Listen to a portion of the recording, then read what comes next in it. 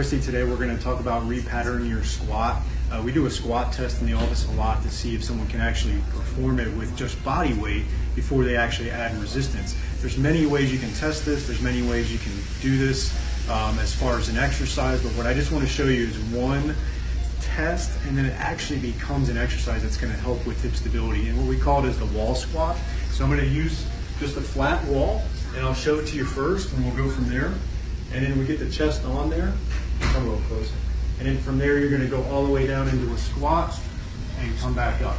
So when you do it on the wall like that, your knees will not be able to go past your toes, which is helpful, and it's going to really force you to go back with the butt. So when you get into the squat, really sit back on it, and it really will train that. A lot of people, when you do that as a test on, they can't even go down. They feel like they're going to fall back because they're lacking hip stability and potentially some ankle mobility and other things that we look for. But today what I want to talk about is repatterning this for hip stability. So if you can't get all the way down without your knees passing your toes and kind of counterbalancing, you're having probably a hip stability issue, maybe some other things, but really take a look at this and then work on it. And so then as a test, if you can't do it, then we got to get down, maybe week one, it's not that far down, and you start improving as you go. And then you'll see that you get all the way down. I'm pretty good, I'm not great.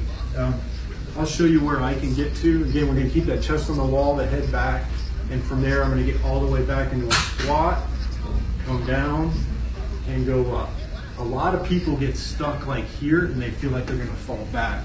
And so a lot of times I'll have people do that as an exercise, and you'll really feel the back and the hips working, and it'll actually help retrain a proper squat with you. So try to do that, see how you can do it from a test standpoint, and if you're pretty decent at it, or even if you're not, start working on sets of 3 to 8 to 12, 8 to 12 reps, sets of 3, and you'll notice that you'll improve on it. And so this is the wall squat as a test and an exercise for you for your squat repatterning and hip stability.